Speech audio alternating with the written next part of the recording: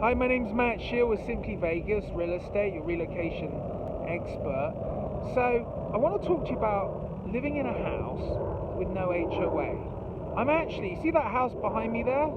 That's my mechanic, and he has a shop at his house. He's amazing. If you become a client of mine, maybe if you're lucky, I'll tell me about him, because I try and keep him top secret. He's really good, and I don't want him to get too busy. But here we are in an area. Some people ask me, oh, I don't want an HOA. I don't want an HOA. Well, they're a double-edged sword. Like, if you want to do whatever you want, like whether it's have a shop, ride your horse, work on your car, I don't know, whatever you want to do, then not having an HOA is probably for you. This is a non-HOA area. It's actually, over there is the 215. We're just south of 215 in Decatur, and can you see the Palms Casino there to get your bearings? So this is a neighborhood. It's zoned equestrian. It means, if it's zoned equestrian, it means you can have horses, you can have some animals. Typically these lots here are like a quarter acre, so you normally have a quarter acre and up. And so this here is no HOA. And what that means is, without having a homeowners association, there's no like sidewalk. There's not really any rules and regulations. So you really have to be very neighborly. And because there's no rules and regulations, like you see this house here, this is a rental. Actually, a business has run out of it.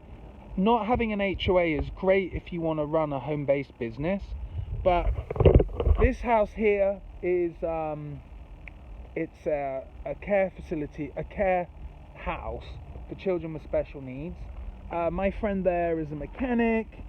This guy here is a landscaper. And can you see these homes have like big shops? If you love a big shop or want to work from home, not having an HOA is excellent. So with not having an HOA, what you sometimes get, I don't know if you can see with the sun here, it might be a bit too bright, you sometimes get like patches of land, like over there, there's a piece of dirt that is still undeveloped desert. I mean, really, that's what like Summerlin, Mountain's Edge, Green Valley, Henderson, it all used to look like that, kind of like desert scrubland. And so here again, you can see that like there's no gate, no one's telling them to put a gate on because there's no HOA. Like if you lived in a community that had an HOA, the HOA might write you a letter and try and fine you for having like a rusty fence. Now, okay, with equestrian areas, non-HOA, you've got to do your diligence carefully, because you could have a really nice home, like say this home here, this is a compound. If you want this recently sold for $1.2 million, and it's a nice looking one-story compound, and you can't really see it. I'm not going to walk over there now, but it's got a huge shop, like a state-of-the-art shop behind it, and it recently sold for 1.2 million. So let me look, you can have a look down here. This is what a typical street looks like without an HOA. Very higgledy-piggledy, and without having HOAs, you've got to take the rough with the smooth. You could have a really nice house next to a super crappy house, and if your neighbor is going to have a rusted out old junker on his front yard, there's nothing you can really do about it. So if you are going to buy a home without an HOA, I highly recommend that you do your diligence. I mean, it's normal to do 10 days diligence in Nevada when you buy any house, but so one thing that I do recommend is that you knock on the neighbors' doors, get a feel for the neighborhood, maybe speak to the police. Like, I know in this neighborhood, you know, they've had some issues with some break-ins. You know, most of these homes have more security than a regular house. You got cameras, you got security lights, But the other thing, do you know what's really nice about this neighbourhood is that when you do get to know your neighbours, I think people look out for each other more than an HOA. I mean, obviously I can't make any representations from home to home, but you know, you gotta do your diligence. I can help you with that in all different ways. I can point you in the right direction to like crime statistics, or help you get to the neighbours, all kinds of ways. But I mean, having an HOA is, you know, it's a blessing and a curse, and you got to take the rough with the smooth. So yeah, I don't really. If you have any questions about buying a house without an HOA, or how to do your diligence properly if you buy a house with an HOA, feel free to put comments below, or you can reach out to me directly. My cell phone is below, and yeah, I hope this was useful. And it's a gorgeous November day. Actually no, it's the 2nd of December, so the weather is gorgeous. Look, I'm in a short sleeve shirt. If you want to come down to the desert and buy a house, Matt Shield is here to help you. Okay, here's an example of what I was saying to you about buying a home in an HOA. Behind me is a large dirt lot, right, which could be a dirt lot for many years, or next week someone could buy it and it could be a bunch of homes. You don't know when you buy a house in an HOA because there's not a master plan. Now here's another example. Here's that nice house that was recently purchased for 1.2 million with the super modern monster shop. It's like a workshop, it's like a compound. And then right next door to the house is a not so nice house. Some people might even call it a crappy house. That's a matter of opinion, by the way. I think a lick of paint and that house will look gorgeous. But there's an example. Like, these things, when you buy a home without an HOA, you can't control them. There's nothing you can control because there's no homeowners association.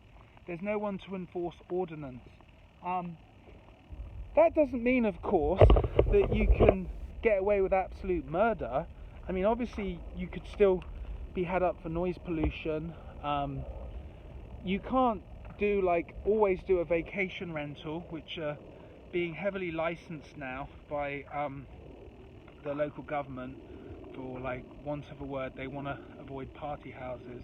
And then here's another example. Can you see here next to the not so nice house and the really nice house, there's another dirt lot, you know? So who knows what this dirt lot might become. If you're buying a home without an HOA, you want to check into, like, who owns the land, what is the land zoned for, and then what's the likelihood that someone's going to rain on your parade in the future. You know, you just don't know. So anyway, let's keep exploring. You know, here's an example here of this home.